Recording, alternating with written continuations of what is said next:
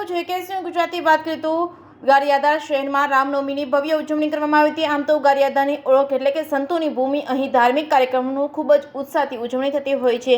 ત્યારે રામનવમીની પાવન પર્વ પર ભગવાન શ્રી રામની જન્મજયંતિ નિમિત્તે ગારિયાધાર રામમય બની ગયું હતું। જય શ્રી રામના નાદથી ગુંજી ઉઠ્યું હતું। ગારિયાધાર રામકૃષ્ણ જન્મ સમિતિ દ્વારા દરેક ધાર્મિક તહેવારો પ્રસંગો ધામધૂમથી ઉજવણી કરતા આવ્યા છે। ત્યારે આજરોજ રામનવમીના પાવન અવસર પર ગારિયાધાર શહેરમાં 3 પ્રવેશ દ્વારના ખાતમુહૂર્ત કરવામાં આવ્યું હતું। આ પ્રવેશ દ્વારના નામ પણ સંતોના નામ આપવામાં આવ્યા હતા। એટલે કે તો કહેવાય છે કે સંતોની ભૂમિ એટલે કે ગારિયાધાર। અહીં સંતોની ભૂમિથી ઓળખાતું ગારિયાધારમાં હિન્દુ મુસ્લિમ સમાજ સાથે હળીમળી દરેક ધાર્મિક તહેવાર સાથે રહીને ઉજવણી કરી કોમી એકતાનું ઉત્તમ ઉદાહરણ પૂરું પાડીએ છીએ। રામનવમીના પાવન અવસરે જાહેર માર્ગો પર ભગવાન શ્રી રામની શોભાયાત્રા કાઢી આખું ગામ ગારિયાધાર રામમય બની ગયું હતું। રામ ભક્તોએ આજે શોભાયાત્રામાં જોડાયા હતા। ભીડ ભજન મહાદેવથી જાહેર માર્ગો પર થઈને રામ મંદિર સુધી ભવ્ય શોભાયાત્રા યોજાઈ હતી। જે કે ગુજરાતી સાથે અશોક ચૌહાણ, ગારિયાધાર। ભગવાન શ્રી રામનો જન્મદિવસ છે અને સમગ્ર ભારત સમગ્ર હિન્દુ સમાજ ખૂબ ઉત્સાહપૂર્વક આજે રામનવમીની ઉજવણી કરી રહ્યો છે।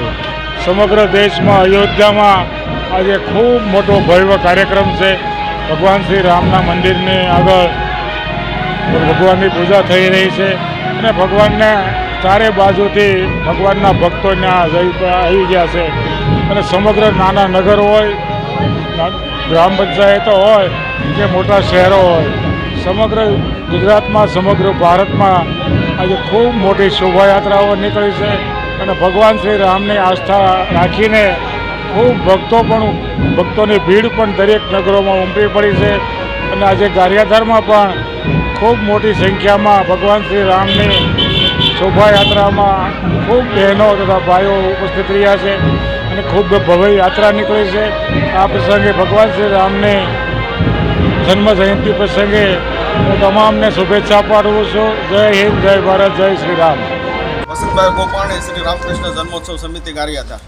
આજરોજ ગારિયાધારના પવિત્ર આંગણે ગારિયાધાર શહેરના આર્દસમાં 3 ગેટના ખાતમુહૂર્ત કરવામાં આવ્યા હતા। તેમાં જેમ કે પાલિતાણા રોડ ઉપર શ્રી વલમરામ બાપા ગેટ, નાની વાવડી રોડ ઉપર શ્રી સીતારામ બાપુ ગેટ અને નવાગામ રોડ ઉપર શ્રી શંકરગીરી બાપુ ગેટ, 3 ગેટ દાતાઓના સહયોગથી ભવ્યાથી ભવ્ય બને એ માટેનું ખાતમુહૂર્ત વિધિ વાલમવીર બાપાના જગ્યાના મહંત પૂજ્ય વિજુ બાપુના હસ્તે કરવામાં આવી હતી। તેમાં ગારિયાધાર શહેરના નામી અનામી લોકો ઉપસ્થિત રહી અને આ શોભામાં અભિવૃદ્ધિ થયા હતા।